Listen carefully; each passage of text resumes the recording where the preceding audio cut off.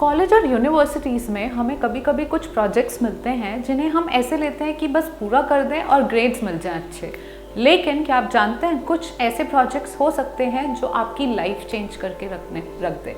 ऐसा ही एक प्रोजेक्ट था जिसने 50 साल में $100 बिलियन का बिजनेस कर लिया। कौन सा प्रोजेक्ट है ये? Welcome back to Ecoboys classes. मैं हूँ सुरभि और आप हैं इकोबॉयज चैनल पे। यहाँ पे इकोनॉमिक्स का कोर्स पूरा कवर्ड है, क्लास 11th और 12th का। लिंक्स आपको डिस्क्रिप्शन बॉक्स में मिल जाएंगे, पूरी प्लेलिस्ट तैयार है। और आजकल हम आपके लिए लाते हैं हर सैटरडे या संडे आपके लिए एक नया कोर्स हम लाए हैं जहाँ पे हम सक्सेस स्टोरीज या केस स्टडी की बात करते हैं और हम आपकी रिक्वेस्ट भी लेते हैं। तो अगर आप कोई भी केस स्टडी किसी भी टॉपिक पे देखना चाहते हैं तो आप कमेंट सेक्शन में लिख सकते हैं, हम डेफिनेटली वो एड्रेस करते हैं और जो टॉपिक आप चाहते हैं उस पर हम वीडियोस क्रिएट करते हैं। आज का टाइटल देख के आप समझ गए होंगे कि आज का टॉपिक है नाइकी आया, लेकिन मैंने शुरुआत की ये बोल के कि एक कॉलेज प्रोजेक्ट था।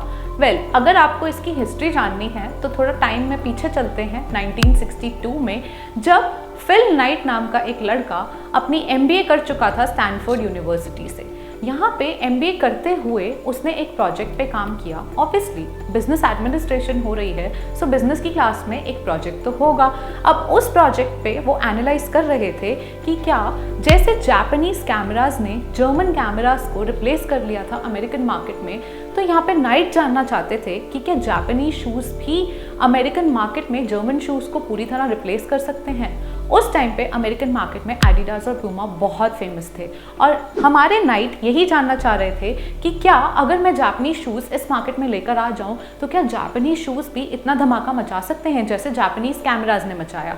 और यही प्रोजेक्ट एनालाइज करते करते, इसी प्रोजेक्ट पे काम करते करते प्रोजेक्ट खत्म हो गया, MBA खत्म हो गई, लेकिन वो जो विलिंगनेस थी ये जानने की या कुछ कर गुजरने की वो नहीं खत्म हुई।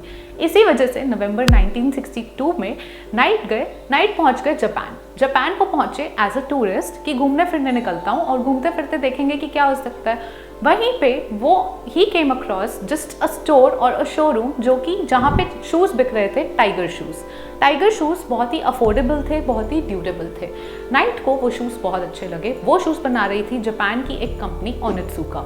सो यहाँ पे नाइट को वो शूज़ इतने पसंद आते हैं कि वो ट्राई करते हैं कि कैसे भी ओनित्सुका के ओनर से उनकी एक मीटिंग अरेंज कर दी जाए। अब यहाँ पे मीटिंग जैसे तैसे अरेंज हो भी जाती है और मीटिंग में नाइट अपने आप को प्रेजेंट करते हैं एज अ डिस्ट्रीब्यूटर। यहाँ पे वो ओनित्सुका के ओनर को बोलते हैं कि मेरी company blue ribbon sports company है और मैं एक डिस्ट्रीब्यूटर हूँ, मैं आपके शूज़ को अमेरिका लेके जाना चाहता हूँ। और मज़े की बात यह है कि ब्लू रिबन स्पोर्ट्स नाम की कोई कंपनी होती नहीं है, ये बस फिल नाइट के दिमाग का एक फितूर होता है। उसी वक्त ऑन द स्पॉट एक कंपनी का नाम उन्होंने बोल दिया होता है, लेकिन उनकी प्रेजेंटेशन या कहिए उनकी जो डील होती है वो ओनित्सुका के ओनर को बहुत पसंद आती है और यहाँ पे उन लोगों में एक डील हो जाती है जहाँ पे ओनित्सुका कंपनी के टाइगर शूज़ जो हैं उसके 12 पेयर्स फिल नाइट लेके पहुँचते हैं अमेरिका। अब इसे बेचे कैसे? एक्सपीरियंस तो है नहीं बहुत ज़्यादा, तो कार की डिक्की में रखकर वो शूज़ बेचना शुरू करते हैं। लेकिन अभी भी उन्हें कोई हेल्प चाहिए होती है, उन्हें कोई ऐसा चाहिए होता है जो उनको गाइड करे, जो एक्सपीरियंस्ड हो, और इसीलिए वो पहुंच जाते हैं university of Oregon. University of Oregon में क्या हुआ था? यहाँ से फिल नाइट ने अपनी ग्रेजुएशन पूरी की थी और यहाँ पे उनके जो स्पोर्ट्स कोच रहे होते हैं बिल बॉबरमैन, वो उनके पास पहुँचते हैं टाइगर शू लेके। अब बिल जब टाइगर शू को देखते हैं, उन्हें तो टाइगर शू बहुत ज़्यादा पसंद आता है। उसके बाद उन्हें फिल नाइट की प्रेजेंटेशन या आप कहिए फिल नाइट का प्रपोजल भी बहुत ज़्यादा पसंद आता है और यहीं पे ये दोनों 1964 में एक पार्टनरशिप में आ जाते हैं जहाँ पे ब्लू रिबन स्पोर्ट्स कंपनी को लीगलाइज कर दिया जाता है और $500 की इन्वेस्टमेंट के साथ कंपनी की शुरुआत होती है। अब यहाँ धीरे धीरे करके और पेयर्स आने लगते हैं शूज़ के और कार की डिक्की में घूमते घूमते स्कूल्स के बाहर, यूनिवर्सिटीज़ के बाहर, क्योंकि बिल बॉबरमैन बहुत जाने माने कोच रहे होते हैं अपने टाइम के, तो इसी वजह से उनकी रेपुटेशन के कारण शूज़ बहुत ही फटाफट बिक रहे होते हैं। अब यहाँ कंपनी बहुत तेज़ी से ग्रो कर रही होती है, 1965 में बहुत अच्छे से ग्रो कर गई होती है। यही 1966 में एक और मार्केटिंग स्ट्रैटेजी के साथ आते हैं फिल नाइट लिख देते हैं बुक ऑन जॉगिंग। यहाँ इस बुक में वो प्रमोट करते हैं टाइगर शूज़ को एज जॉगिंग शूज़। अब टाइगर शूज़ बहुत पॉपुलर हो जाते हैं और लोग आ जाते हैं, तो धीरे धीरे सेल्समैन, धीरे धीरे एक सेट ऑफ एम्प्लॉयज़ आ जाते हैं, बिल्ड हो जाते हैं ब्लू रिबन स्पोर्ट्स कंपनी में और कंपनी बहुत ज़्यादा ग्रो कर रही होती है। मीनवाइल बैकएंड में अगर हम चले तो ओरिजिनली ओनित्सुका के शूज़ अब कौन डिज़ाइन कर रहा होता है? बिल बॉबरमैन। ये कैसे हो रहा होता है? ये ऐसे हो रहा होता है कि जब भी ओनित्सुका शिपमेंट भेजता है तो हर शिपमेंट में से एक पेयर ऑफ शू बिल निकाल लेते हैं और उसको पूरा काट के डिटेल में उसकी जांच करते हैं, कहाँ एक्स्ट्रा कुशनिंग चाहिए, कहाँ इनर सोल सॉफ्ट चाहिए, कहाँ आउटर सोल हार्ड चाहिए, या जो भी चेंजेस करने होते हैं वो चेंजेस लिख के वो ओनित्सुका को भेज देते हैं और नेक्स्ट शिपमेंट में ओनित्सुका वही चेंजेस कर वापस से नई शिपमेंट भेजा करती है। तो ओनित्सुका के जो शूज़ होते हैं वो धीरे धीरे डिज़ाइन चेंज हो रहा होता है, धीरे धीरे वो और ज़्यादा अच्छे हो रहे होते हैं, बेहतर हो रहे होते हैं। और ये कौन कर रहा होता है? ये कर रहे होते हैं बिल बोवर्मैन। इसी के साथ बैकएंड में वो धीरे धीरे एक और शू डिज़ाइन कर रहे होते हैं जहाँ पे वो फोकस करते हैं जिसका फोर फ्रंट में और हील में यहाँ पे सॉफ्ट स्पंज का शू हो या सॉफ्ट स्पंज कुशनिंग हो और बीच में मिडिल हील में आपकी हार्ड कुशनिंग हो।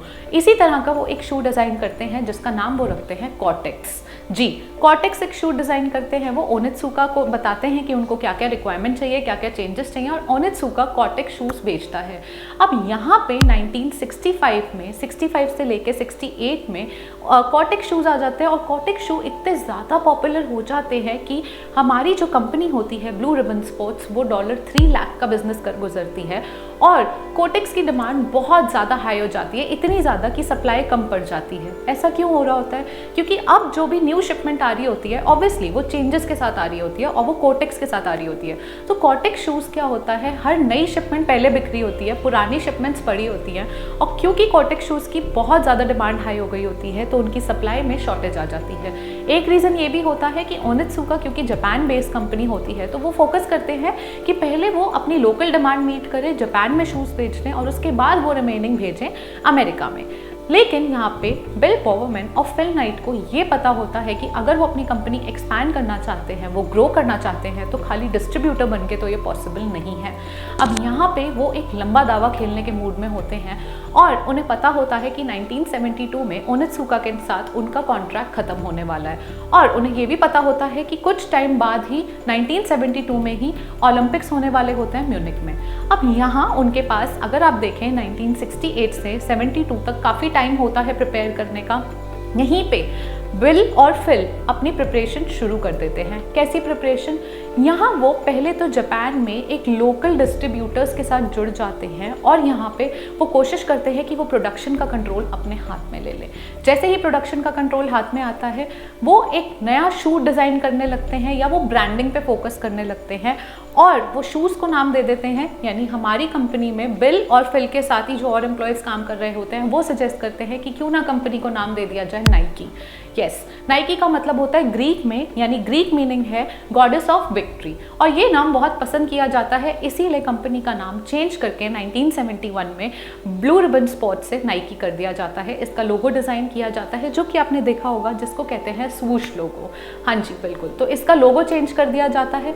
बहुत सारा बैकएंड पे अब काम चल रहा होता है। आप देखेंगे ब्रांडिंग हो गई होती है, लोगो क्रिएट हो गया होता है, कंपनी का नाम चेंज कर दिया होता है, प्रोडक्शन पे कंट्रोल ले लिया होता है पूरी तरह से और ऐसे करते करते धीरे धीरे अब जब कॉन्ट्रैक्ट एंड होता है तो बिल और फिल नाइकी को बहुत ज़्यादा ऊंचाइयों पे ले जाते हैं क्योंकि उन्होंने तैयारी बहुत ही पहले से शुरू कर दी होती है। 1989 आते आते नाइकी अमेरिका की लार्जेस्ट कंपनी बन जाती है जो कि सबसे ज़्यादा शेयर होता है अमेरिकन मार्केट का नाइकी। तो नाइकी ने कैप्चर कर ली होती है अमेरिकन शू मार्केट। यहीं से नाइकी रुकता नहीं है, नाइकी सिर्फ शूज़ पे नहीं रुकता। शूज़ में भी बहुत सारी कैटेगरीज आपने देखी होंगी, नाइकी एयर, अलग अलग सोल, कोई रनिंग शू होता है, कोई ट्रेनिंग शू होता है, कोई जॉगिंग शू होता है, कोई वॉकिंग शू होता है। हर टाइप के शू कैटेगरी के साथ आता है और यहीं तक नहीं रुकता, कैटेगरी एक्सपेंशन भी करता है। अपैरल में भी काम करता है, हैट्स हो गई, बेसबॉल कैप्स हो गई, टी शर्ट्स हो गई, इनके साथ आता है या इक्विपमेंट्स के साथ भी आता है। सो नाइकी अपने आप मार्केट में कैप्चर कर रहा होता है, अपने आप को मार्केट में फुल ऑन एस्टैब्लिश कर रहा होता है, अपार्ट फ्रॉम शूज़ अलग कैटेगरीज ला रहा होता है और वो फुल ऑन अपना एक्सपेंशन मोड में बहुत ज़्यादा ग्रो कर रहा होता है। यहाँ पे वो ग्रोथ करते करते 2015 में फाइनली फिल डिसाइड करते हैं कि he should step down as CEO of Nike and 2016 में वो ऑफिशियली स्टेप डाउन भी कर लेते हैं। लेकिन जब वो स्टेप डाउन कर ही रहे होते हैं तो आप जानते हैं कि 1962 से 2015 तक वो ऑलरेडी नाइकी को एक अलग ही ऊंचाइयों पे लेके जा चुके होते होते हैं। शुरुआत की होती है सिर्फ एक छोटे से प्रोजेक्ट से, एनालाइज करने से, और कहाँ नाइकी बन जाती है दुनिया की one of the best and one of the largest shoe companies. तो ये सक्सेस स्टोरी है नाइकी की। उम्मीद करती हूँ आपको अच्छी लगी होगी। Thanks to one of the subscribers Siddharth Bobal, जिन्होंने हमें सजेस्ट किया था कमेंट सेक्शन में कि नाइकी पे हमें वीडियो लानी चाहिए।